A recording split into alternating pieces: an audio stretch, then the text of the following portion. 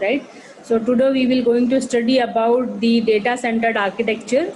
And in center architecture, the data is centralized and accessed frequently by the other component, which is modified data. And the main purpose of this style to achieve the integrity uh, of data. And data center architecture consists of a different component that communicate through the shared data repository, and the component access a shared data structure and are relatively independent.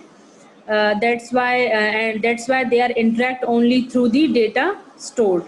And also known as the most well-known example of data center architecture is a database architecture, in which the common database scheme is created with the data definition protocols. For example, a set of related tables and field and the data types in RDBMS. आपने already पढ़ा हुआ है कि what is DBMS and what is RDBMS, right?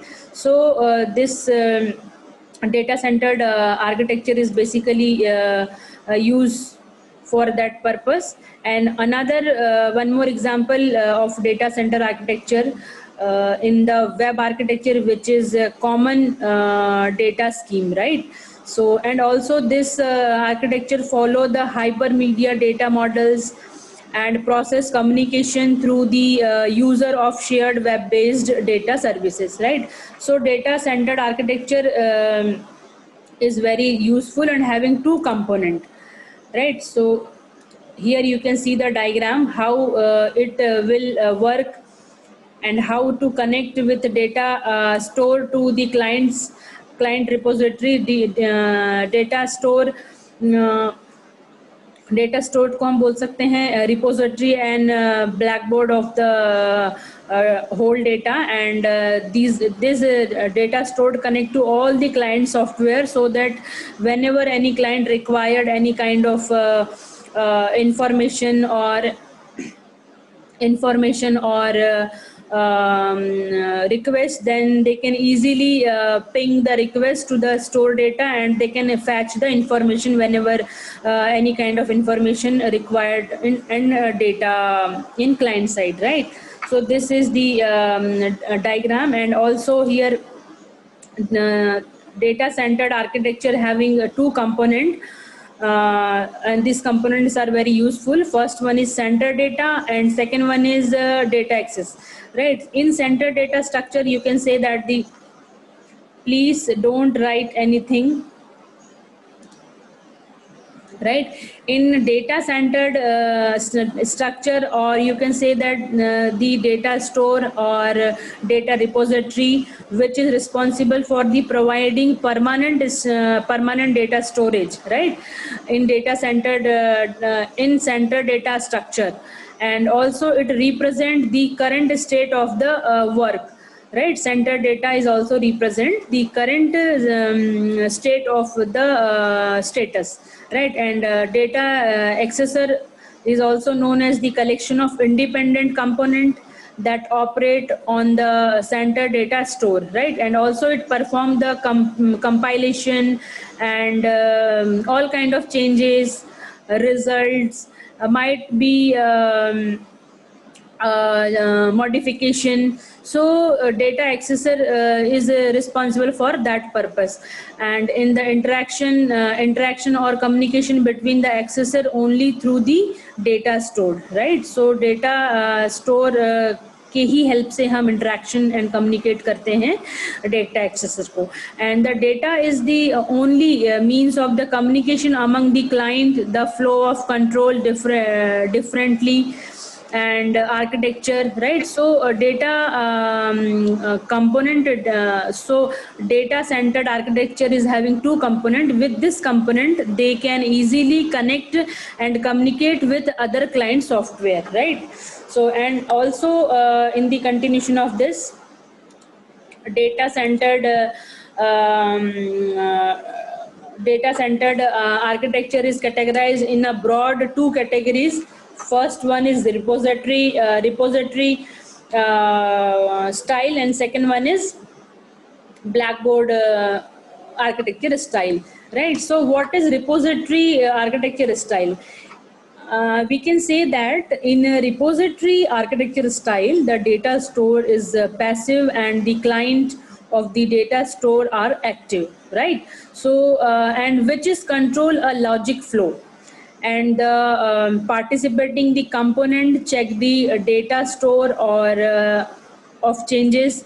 So data repository is perform so many kind of operation. The client send a request to the system to perform a action.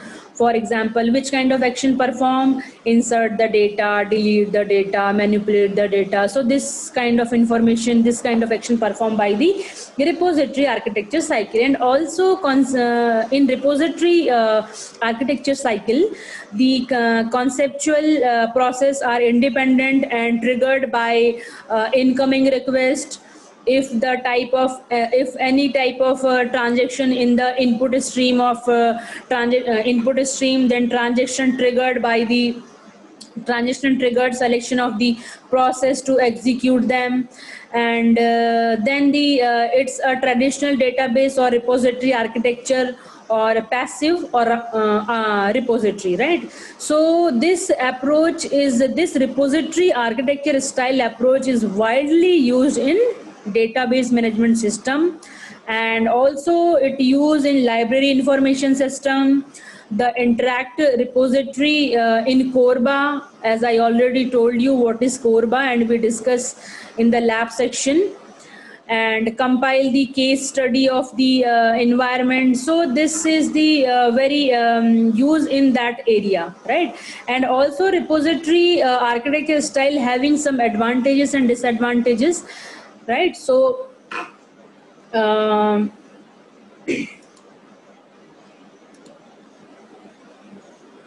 so here you can see the diagram of in the repository architecture style, the data stored is passive and the client of data stored in active, in which control the logic flow, as I already told you. So with this diagram you can understand what I am trying to say.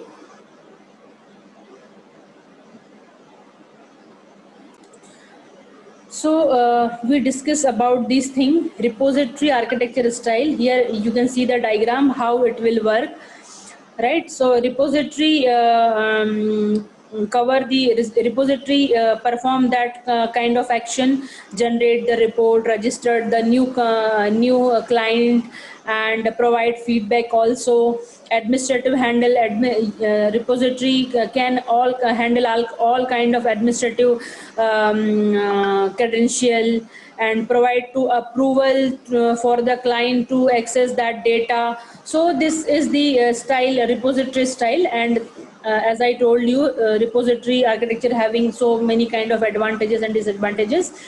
So the main advantage of repository architectural style is that to provide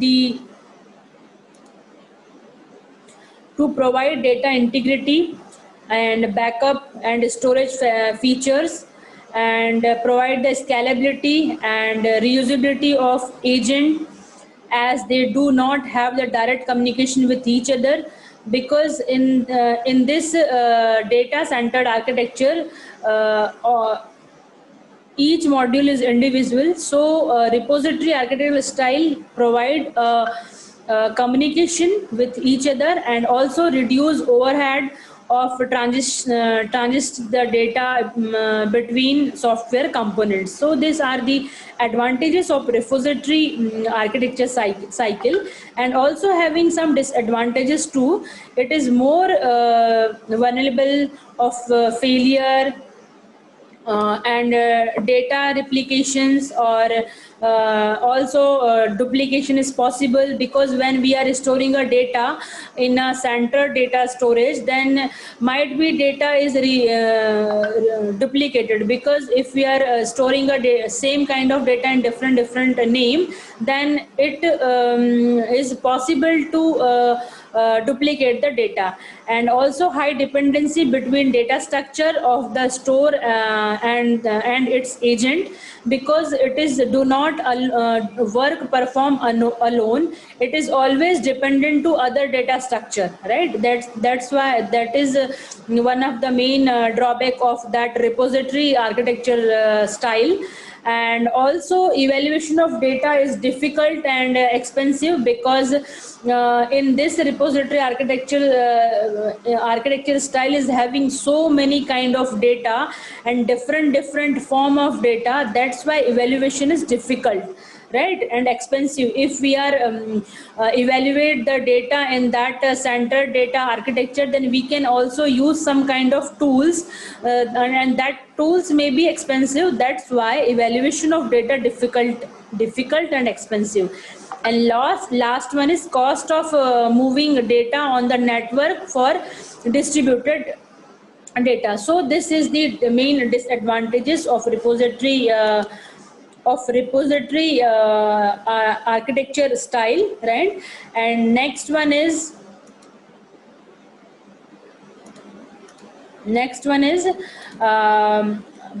Blackboard architecture style, right? What is Blackboard architecture style? Here you can see the Blackboard architecture. In Blackboard architecture style,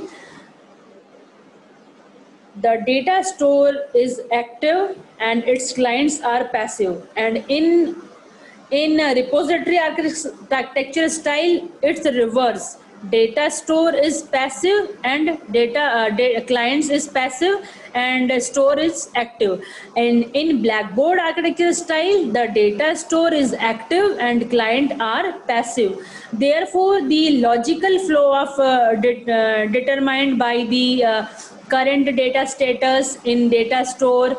It has a Blackboard component acting as a central data repository, and also an internal representation in built act upon the different conceptual elements. So Blackboard architecture style having so many kind of activity and performed in that section. A number of components that act independently on the common data structure are stored in the Blackboard. And in this style, the component interact only through the Blackboard. The data stored alert and the client whenever there are data stored changes.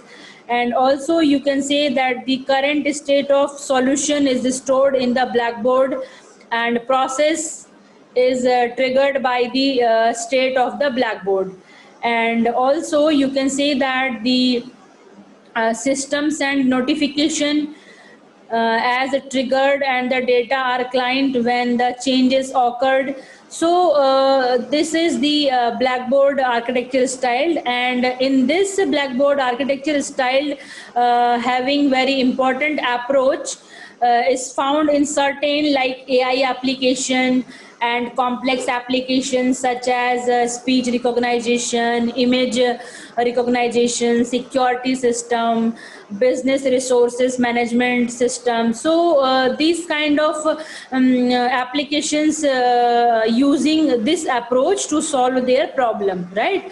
If the current state of the central data structure in the main triggered of selecting process to execute the repository can be Blackboard, and it's a shared data source as an active agent.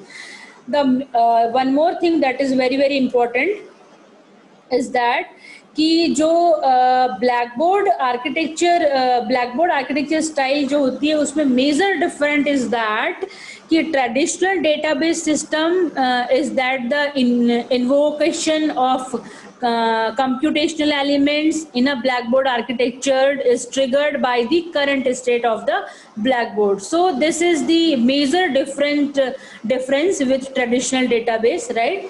And also we have parts of Blackboard model, right? So the Blackboard model is usually represent the three major part. First one is knowledge source. Knowledge source is also known as KS. Second one is Blackboard data structure, and third one is control. So these usually these three major part of the Blackboard model: knowledge source, that means we can also known as listener or subscriber. The knowledge source को हम क्या कहते हैं, वो listeners भी हो सकते हैं and subscribers भी हो सकते हैं, right? And they are direct the independent unit, and they solve the part of problem and aggregate the partial result, and also interact among knowledge source take a place uniquely through a Blackboard. And next one is Blackboard data structure. In Blackboard data structure, the problem solving states is organized into a application independent hierarchy. Knowledge source make a change to Blackboard that leads incrementally to a solution to the problem, right? In the last one is control. In control section, control manage the all kind of tasks and check and perform the work status, which work is going on and how it perform. You can see the diagram. If you are seeing the diagram, then you can easily understand the control is having and performing all kind of task which is given by the Blackboard, like data accessing, memory accessing, computational work, and all kind of work, right? So this is the work performed by the Blackboard model, right? So with this diagram you can understand. And also in the continuation of that, Blackboard style having some advantages and disadvantages too.